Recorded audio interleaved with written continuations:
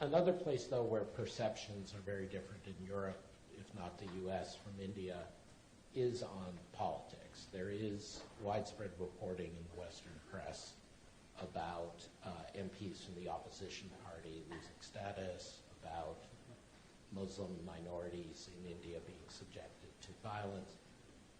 I'm not going to ask you to deny or comment or rebut. What I would ask is, are these perceptions affecting in any way your sense of investment in India or capital flows, or has this not been an issue? I would think the answer for that lies with those investors who are coming to India, and they've been coming. And as somebody who's interested in receiving investments, I would only say, come have a look at what's happening in India, rather than listen to perceptions being built by people who have not even visited on the ground and who produce reports.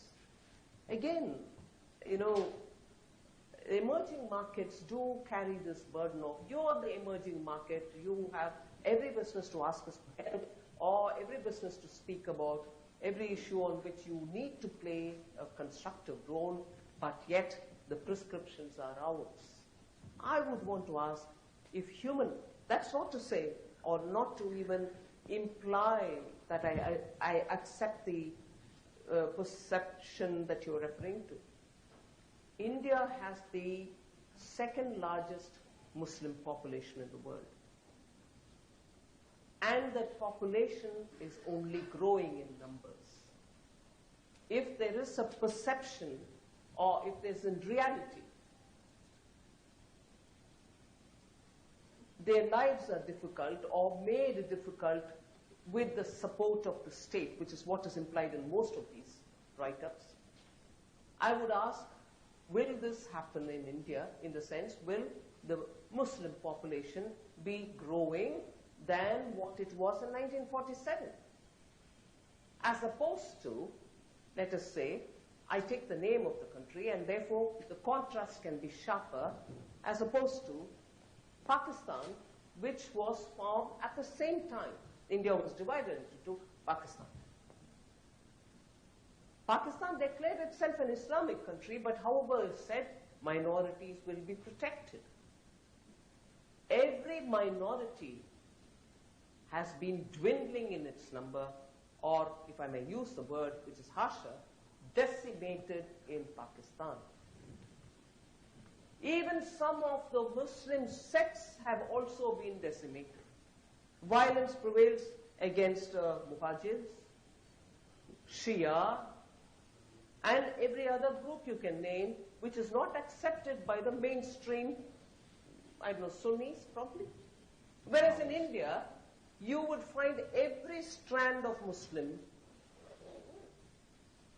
doing their business, their children getting educated, fellowships are being given by the government, and I would want to see where exactly is that one state where. And again, law and order is a very state subject. It's not the government of India's subject. Each province has its elected government. They take care of the law and order in those states. So across the board in India, if violence is happening to make Muslims get affected, itself is a fallacy as a statement. It cannot be so. Each province and its police are different.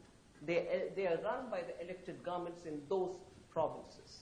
So that itself tells you how these reports have no clue of the law and order systems in India.